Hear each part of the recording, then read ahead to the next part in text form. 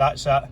Right, what do you need to know? Right, so basically he's obviously brought it in for suspected wet belt because of the low oil pressure, the oil light was flashing. Did you do a gauge test on the wet belt? Aye, we do that. We've got to do that and submit that finding to Vauxhall. So it is within the parameters. Right, so obviously you would have saw the belt was cracking. Yes, that's right, yep. And so why was the gauge test, why was that not in the video that was sent to him? I don't know. I genuinely don't know why it's not done. And I wasn't aware that hadn't been done. So, see the customer, is that your brother? Yes. Right. I spoke to him this morning about the Vauxhall warranty, what Vauxhall deem acceptable and what's not acceptable. Did he run that over with you? No, I've not spoke to him much, to be honest, mate. I've been working on cars and that this morning as well, so I've not really spoke to him about it. Right, we see these all the time, right? So we're quite familiar with how the Vauxhall warranty works on them. So what Vauxhall deem acceptable is cracking on the belt. And where you and I wouldn't, Vauxhall say that's fine. But the only way that they would replace a belt is one if it's swollen out with the parameter, which in your brother's case it's not. Right, so what happens, right, because I'm obviously, yours might be happy with it driving away, but I'm not happy with him driving it at the moment.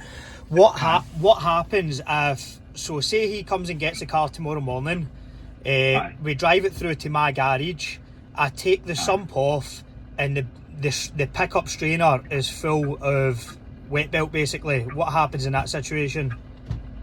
If the strainer's full of wet belt issue and you've got a code that's relating to an oil pressure, then it would get done under warranty. But the oil pressure fault code we had was due to oil level low, because there was no oil in it. We've had to put 1.4 litres oil in it to get it up onto the gauge.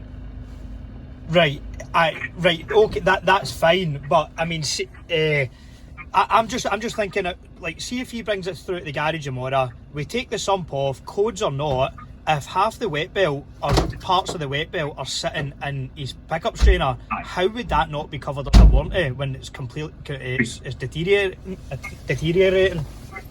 Aye, because there's no a pressure code. They need a pressure code before they can do anything, and it's a specific code that they require. It's ridiculous, honestly. But this is how the warranty companies, well, get out of it. I mean that to me is, I mean, sure, that to me is no right. It's if you can see that the wet belt's failing, it's clogging up, it brought on an oil pressure sensor code, then